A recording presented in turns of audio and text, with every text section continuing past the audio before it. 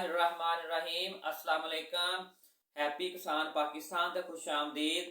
और जी दोस्तों, मकई के हवाले नाल वीडियो लैके तुहाडी खिदमत च हाज़र हाँ जी। अज की जी वीडियो है ये मैं गल कराँगा डिकालब का एक हाइब्रिड है जी 9108।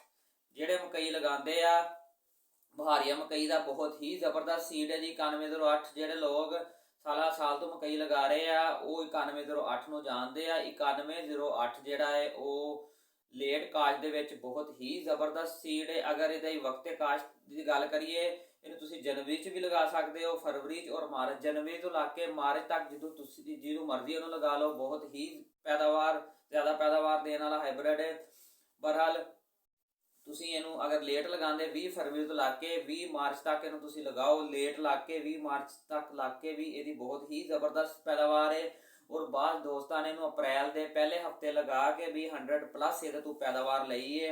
ये जी सब नाल वड्डी खासियत है वो ये आ कि ये बहुत ज़्यादा गर्मी बर्दाश्त करने की सलाहियत है। और जिदे 9108 से जी गर्मी बर्दाश्त करने की सलाहियत है वो किसी होर सीड के जोड़े मार्केट च ने वो नहीं है। 9108 ਨੂੰ अगर तुम लगा के बेहतर मैनेज करते हो तो बहुत ही ज़बरदस्त पैदावार देने वाला हाइब्रिड है। मैं अपने दोस्तों को मशवरा देवांगा कि कोशिश करके तुम 9108 ਨੂੰ नार्मल पापूलेशन से रखना है, यानी कि फी एकड़ जी पौधों की तादाद है वो 32,000 होनी चाहिए। अगर तुम इनू नार्मल पापूलेशन से लगा के बेहतर पैदावार बेहतर मैनेज करते हो तो बहुत ही ज़बरदस्त और बेहतर पैदावार देने वाला हाइब्रिड है। अगर तुम इनू साइलेज परपज़ वास्ते लगाते हो तो साइलेज परपज़ वास्ते भी ये बहुत ही ज़बरदस्त हाइब्रिड है।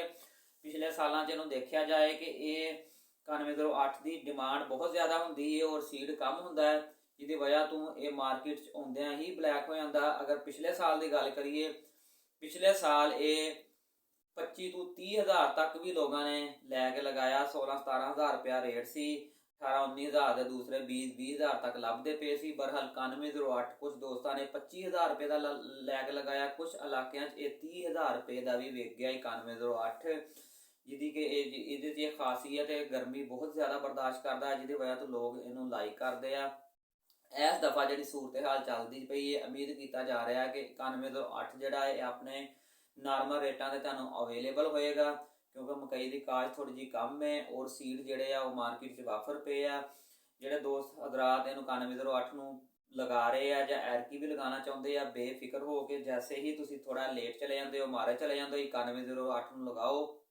नार्मल पापूलेशन तो लगा के और अपनी मैनेजमेंट को बेहतर करके ये लेट लग के भी 100+ पैदावार देने वाला हाइब्रिड है जी DK 9108। तो जी दोस्तों, मकई के हवाले नाल और 9108 के हवाले नाल अज वीडियो सी। अगर अच्छी लगे इन्हू लाइक कर देना और दोस्तों को शेयर कर देना। और मैं रिक्वेस्ट कराँगा जोड़े दोस्तों ने हजे तक हैप्पी किसान पाकिस्तान को सबसक्राइब नहीं किया, वो हैप्पी किसान पाकिस्तान को सबसक्राइब कर लो, बैल आइकन दबा लो, ताकि हैप्पी किसान पाकिस्तान के आने वाली वीडियोज़ तुहानू बर वक्त देखने को मिलदियां रहन। अल्लाह हाफिज़।